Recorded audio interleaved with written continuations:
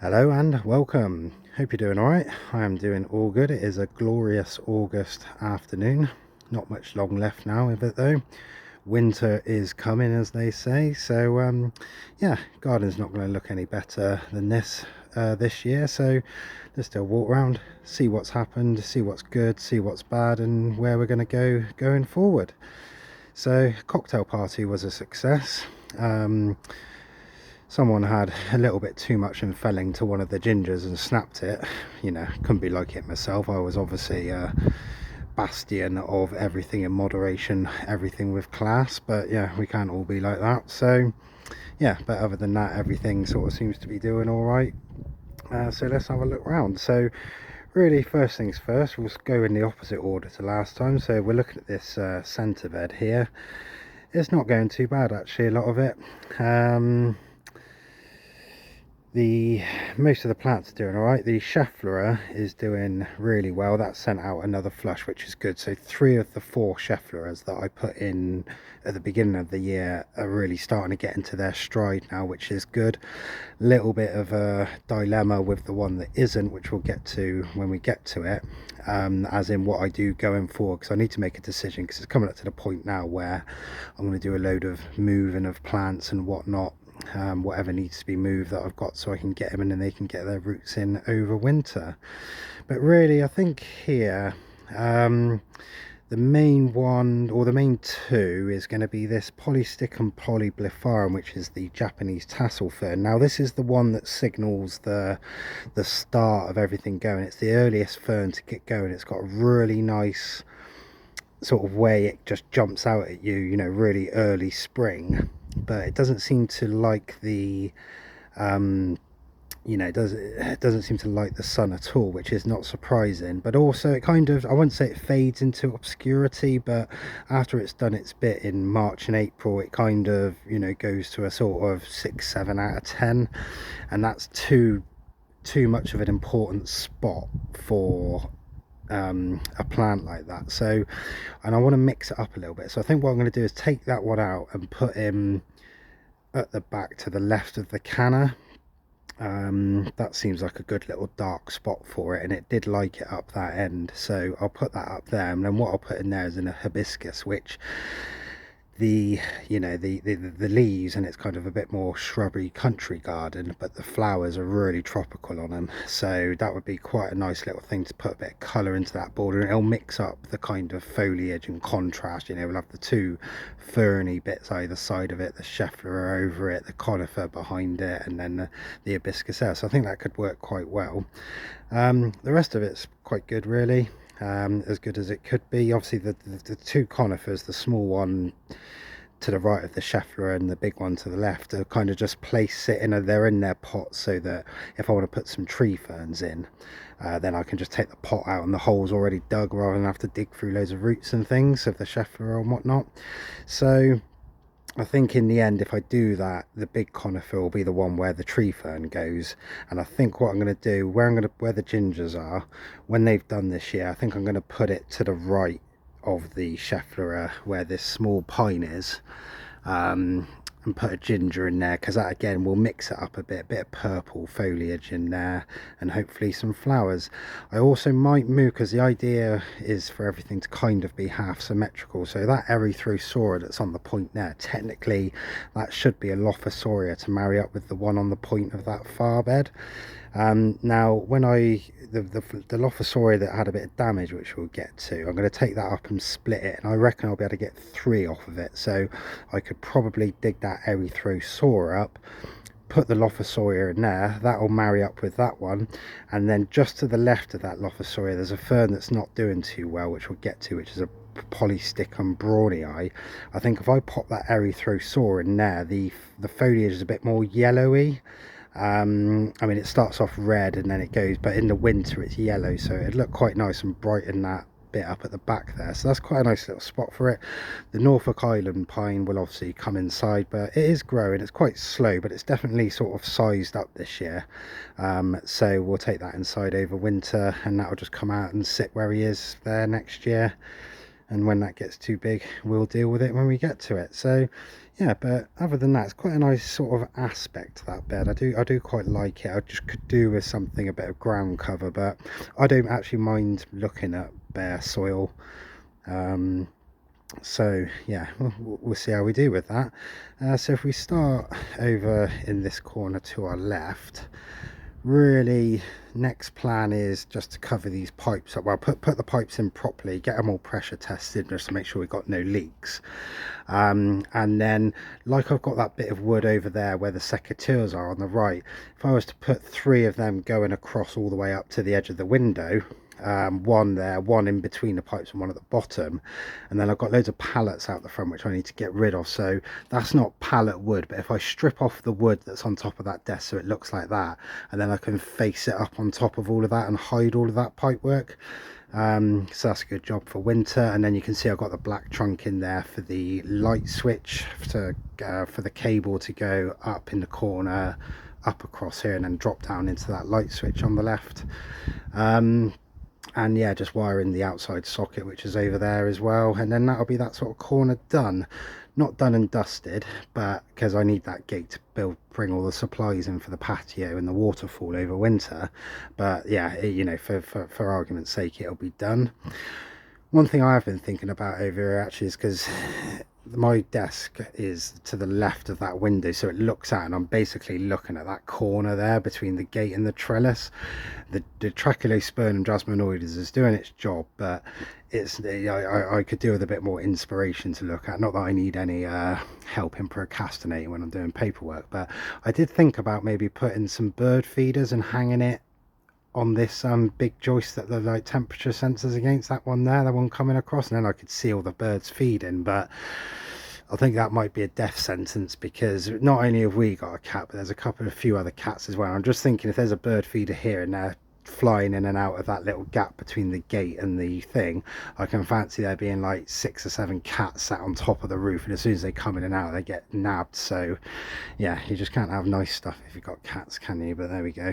So yeah, we'll think about what to do with that. I'll probably just for now put pots and, you know, maybe a bit of bamboo in there or something just in pots just for now, just to brighten it up. But yeah, no rush for that.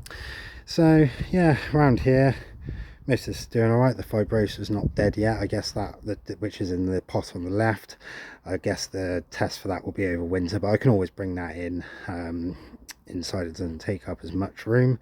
The ticky heads, they're doing okay.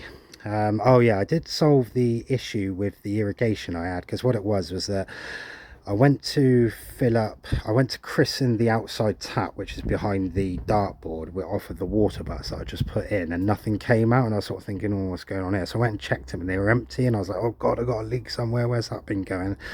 So I did various tests and all that, and then it worked out what it was. I'd left the drip irrigation on for about 4 days. It had emptied all the water butts out. Luckily I sorted it out, and we had that big rainstorm the day after I did that, so they're all back full again now. So we're back to where we were, but it's dead easy to leave that irrigation on because you can't hear it. So yeah, I just have to be mindful of that. But in this little section here, it's starting to bulk up, that jasmine. I think I'll just leave it as it is. The rest of that, yeah, it's sort of just ticking along. I wouldn't say it's really particularly thriving in there, but yeah, it's not on my big list of things to do. Something that is on my big list of things to do is to get rid of this Phacedoras. You can see the bit coming up across the thing at the back. The patio at the back is completely dead now, so I'll chop those 2 stalks off, and then I'll dig that Phacedoras up, and I've got a Fatsia spider's web out the front, which took ages to get going, and it's finally looking really good. So yeah, what else can I do but dig it up and put it in there? But I think the bit of variegation will add to that, and it shouldn't get as big as those other Fatsias. So that'll fill that gap up quite nicely. The rest of them are going all right. I do love these. These have got to be the most underrated ferns of these hart's tongue ferns, the Asplenium scolopendriums. They just seem to get on with it once they get going, and they definitely add a nice little effect to it. The one to the left of it is a sword fern. That could get pretty big, like almost metre long fronds. And the idea of that is, you can see my coil go around the Cyathea there, but the idea of that is when it bulks up and gets big, is that because they're evergreen, when we get the cold winds coming from behind me and across the Cyathea, it'll just take the edge off those. You can see this other Scheffler at the back has finally decided to get going, so happy with that. And yeah, the rest of it's sort of ticking along quite nicely around here. One thing I've got to do with this hydrangea Samanii is I've just tucked it under the thing there, as you can see, but it doesn't seem to be sort of attaching itself. So I think what I'll do is I'll get some zip ties and zip it on there straight, and then at least it's touching the wood, and we'll maybe make some aerial roots. Now once it's got the first couple of anchor points on it, I'll just leave it to get going.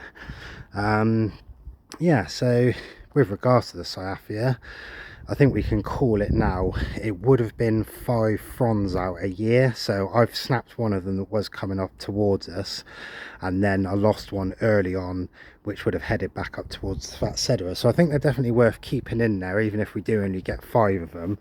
I'm hoping that once it gets going and gets really settled, because it has only been in there a year, once it gets really going, it'll throw them up a bit quicker. But even if it doesn't, it adds a really nice effect. It takes up that mid-level, that sort of level 3 and 4 halfway up the fence, and they come right out, which is good.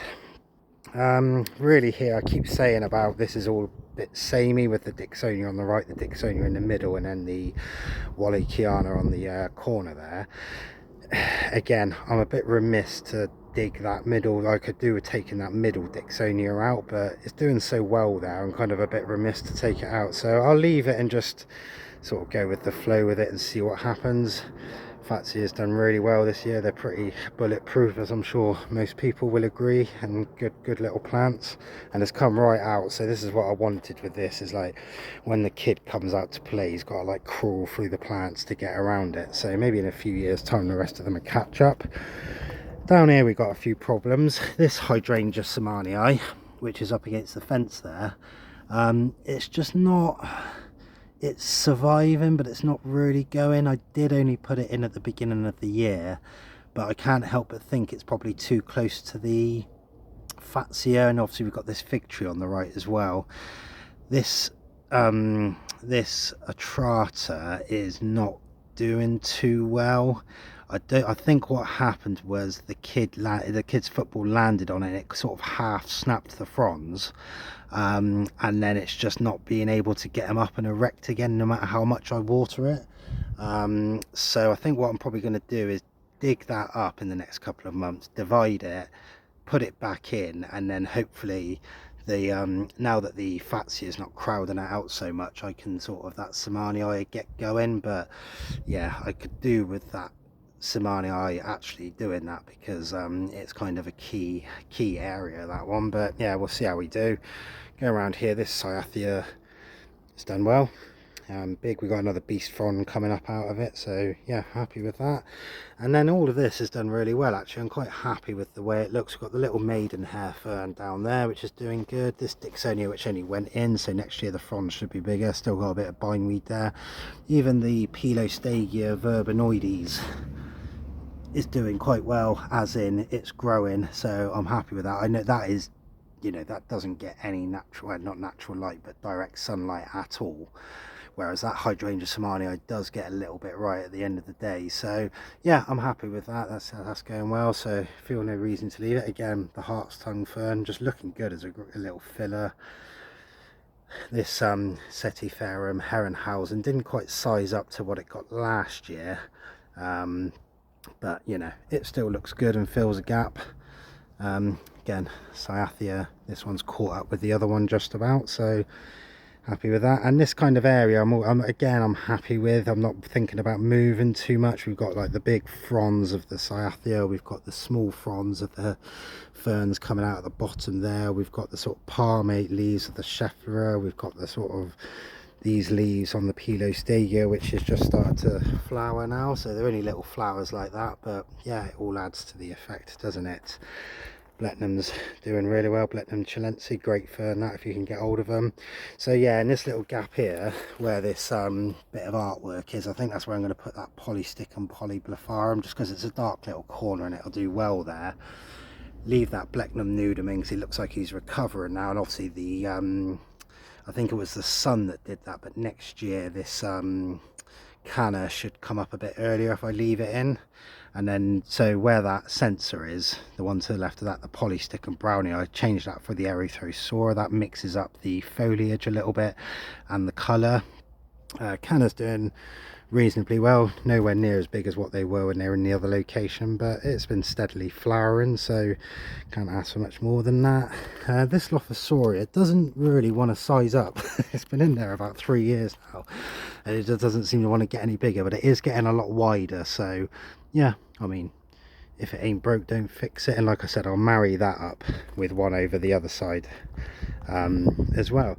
Big surprise of the year has been the Atrata there. It just looks really good. It kind of looks like I put it in, and then after all the fronds come out, about 2 weeks later, it looked like it was going to be like, you know, deciduous and drop them all off. But it's just looked like that for the last, what, 4 or 5 months now.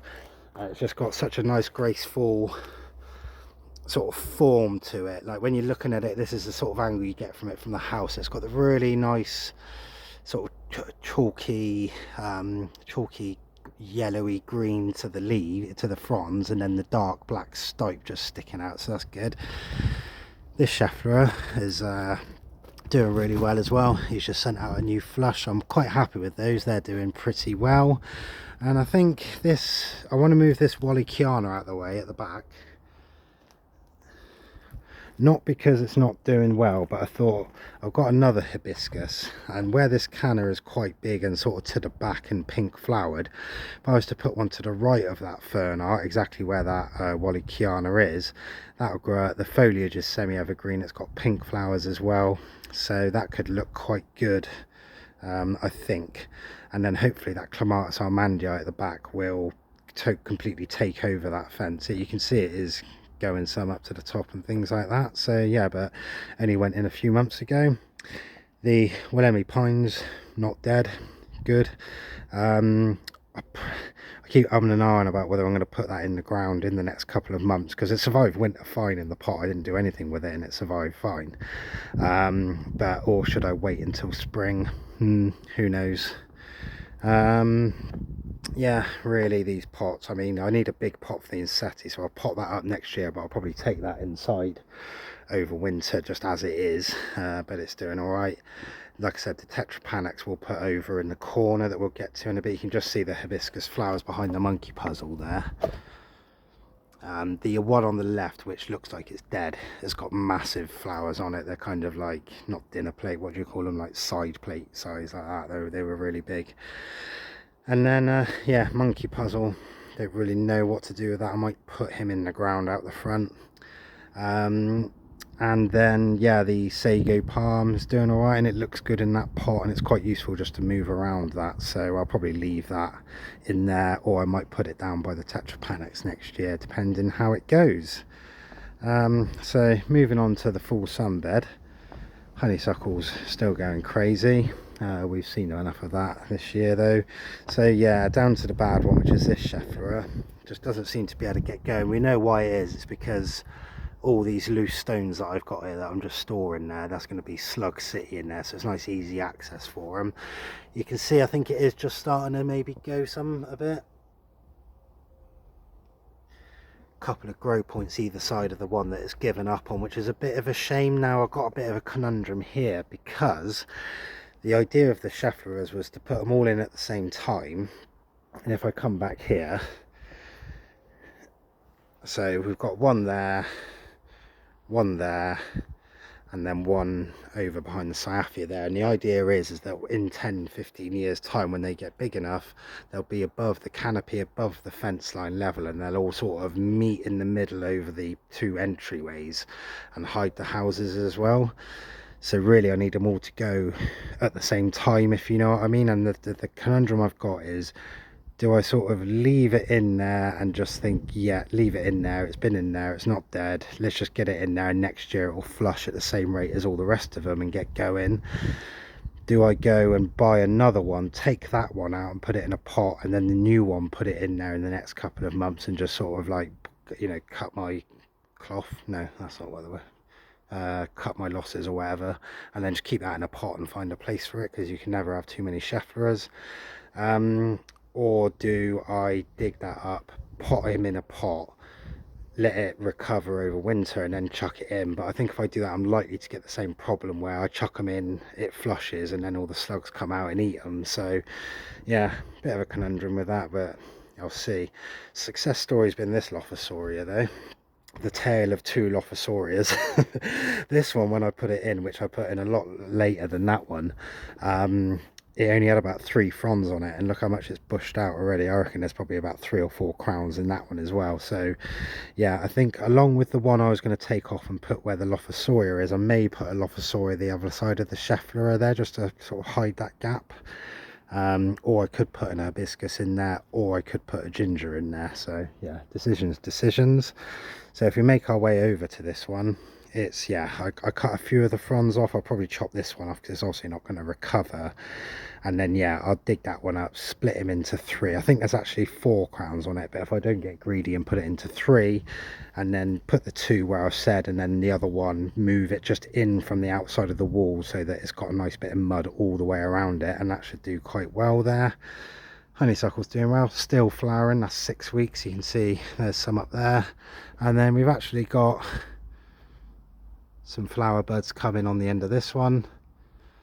We've got flower buds coming on that one up there, and there's a few others that have got flower buds on it. So I'm not sure what the rule it's following as to, because some of them stick out and they don't get flower on them, like these 2 that are here. They haven't got any flowers and never had any flowers on them. Other ones stick out and all they have is flowers on them, and then other ones are a bit of a mix where they keep going but it also produces flowers. So I can't quite get my head around what it's doing, but I guess we just got to sit and observe these things, haven't we? But really, yeah, I mean, it's starting to take shape. Again, I've got a bit of a thing. I need to get the heating rigged up for this ready. So what I'll do is I've got my heating coil around the roots, which should protect the roots and about 6 inches of the stem, and then you can see where I've cut it off from last year where the 2 blanks are. What I'll do is I'll take one of them pipe and effectively zip tie it to the bottom of the main stem and get it up. It is woody as well, a lot of it, so that should hopefully help. But obviously I'm not going to do that for every stem. I'll just get it up the main bit as I can, and then I'll just leave it as I did last year. And it was all running across here last year, and it all got frosted back to where the heating was, so seems to do a job. But I guess the big test to be this year, because the big bananas aren't there to sort of take off any frost, although I think they died before we had the big frost but last year, but we'll soon find out. You can see the bottom of the honeysuckle got crushed with people sitting there last weekend. And then finally this corner, again, there's the 2 cuttings are doing quite well of the giant honeysuckle, so I'll keep them for next year. I'll try and take some cuttings off of that one as well. It doesn't look like there's going to be as many opportunity for cuttings off it this year because some of it's been flowering. So yeah, just a brief rundown. There's the 2 gingers there. You can see this one got snapped, which was annoying because it was going to flower. It still might, but it looks like another one's got a flower on it. So yeah, like I said, take one of those lumps of ginger out, put it in the center bed, and then take the other one out and find somewhere else for it. Take that big Aphenis out, put the Tetrapanax in there. I think that's going to look really good in there. Next year, put one of the honeysuckle things in where the bamboo is, and then I can sort of, you know, chuck stuff in and out of it, depending how it all looks. And I can also run my heating up to the honeysuckle there because the pipes are just behind that bench, so nice and easy for me to run in. And yeah, so it's been quite good. It's kind of, the garden's moved from me just not knowing what stuff looks like and what its habit is and how it reacts, and that you know, me knowing what it now looks like, what they like, and starting to finesse it a little bit. Obviously there's still a long way to go. No garden's ever finished properly, but I like to think I'm sort of making progress with it. So yeah, enough to be getting on with. looking forward to getting my hands in the dirt again in the next month. So yeah, as I'm doing it, what I'll do, as soon as the temperatures drop down to below 10 degrees at night for 3 or 4 days on the trot, which looks like it's going to be 2-3 weeks time, I'll put all my fish blood and bone over it, mulch it with some mushroom compost and manure, move the plants, and yeah, go from there. And then we'll get to the heating when we get to it. But these passion flowers have started going again. They sort of not died, but they stopped growing or anything, and then suddenly they've started again. So yeah, I've got a load of flowers about to come up on this one, and then even the one that didn't flower the first time round, the standard one, I don't know if you'll be able to see it.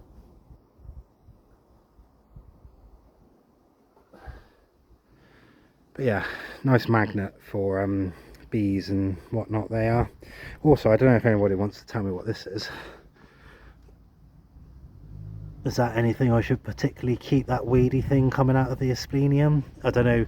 I don't want to tempt fate and say it's a tetrapanax, but it doesn't half look like one. So I need to get, so that asplenium's not happy in there, as you can see. So we'll change that for something, but that's all easily done. So yeah, it's about as good as it's going to get this year. I'm happy. Next year, hopefully that patio will be done by the time we get to spring next year. Maybe even the waterfall. I seem to work the opposite way to, I wouldn't say most gardeners, but the traditional gardeners, where I'm flat out doing gardening during the winter, and then in the summer I'd hardly do anything. So yeah, it's going to be nice to get back amongst it. But yeah, hopefully we've still got a month or two left at least. So yeah, whatever you're doing, I hope you're having a good one. Please like and subscribe if you made it this far. You may as well. And yeah, I'll see you on the next one, which will probably be me rigging up the utilities on the inside with all the valves and that, so that should be fun.